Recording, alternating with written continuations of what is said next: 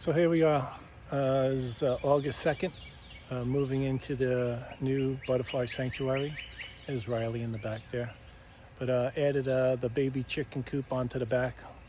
I don't have babies in there now, but if you saw my other videos, I took over my kids' playground, made it a chicken coop. That's over there.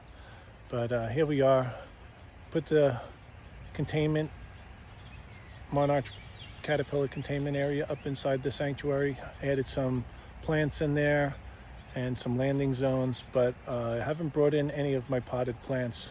That'll be another video, but right now I'm going to bring you inside and show you the caterpillar containment. We're at like 95% chrysalis. There's anywhere between 40 and 50 chrysalis in there. I'm going to bring you inside. And so right now I just got some base lettuce. This is for the chickies to come in, some parsley.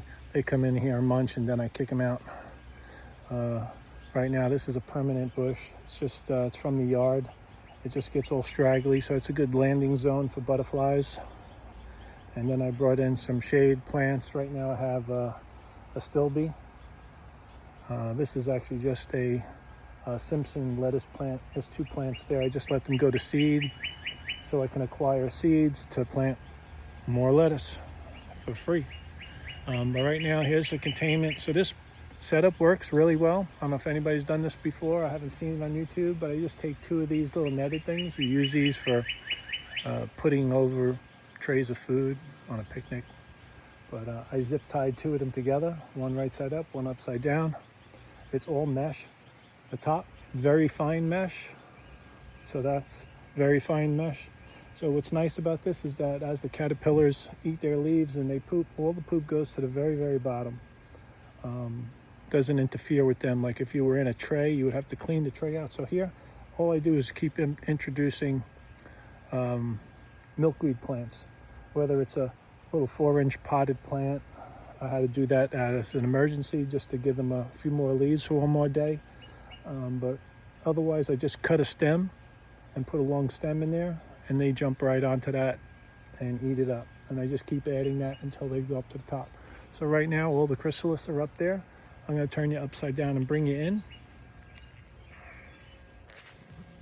So there's all the chrysalis. Here's a couple guys that are going to go into J-hang. They've been up there for a while. They haven't come down. There's no more food in here other than the stems. But since yesterday, they haven't been down. So they're not even bothering. But there they are. Like I said, works really well. I just have it hanging from a piece of fabric there. Came with the unit. But that's it. And we're going to have caterpillars in 10, 12 days. And I will bring in the other ones. The other ones are actually out in my old sanctuary. If you saw that video, there's probably another 50 in there. So there's probably 35 loose that roam that whole netted area. I've been getting a lot of bird activity on there. Birds have been climbing on the net trying to get to the caterpillars because they're walking the plant, they're walking the net. They're, again, free roaming in there. And then there's probably another 25 in a plastic container with paper towels, and they just get individual leaves as needed. Again, that tray is a pain because you got to keep cleaning it out. This method with the net is so much easier. No cleaning involved until you're all done. When the butterflies come out, you just take this down and wash it with the hose, and it's ready to go again. So that's the plan, is to release all these caterpillars, butterflies into here as they come out of their chrysalis, and they'll fly around in here for a couple days, 2 days is really all you need. And I have two really huge milkweed plants. I can give you a view of those. Two huge milkweed plants right there. And they're gonna come in here just for the new butterflies to lay my next round of eggs. And those two plants will just stay in here and they'll devour them and they'll just climb up. I'm not gonna put them in that netting area. I did 3 different methods just for myself to see what method worked better. And this is absolutely the best. Plastic trays, if you're doing small time raising them, fine. The other sanctuary, video with them just free roaming.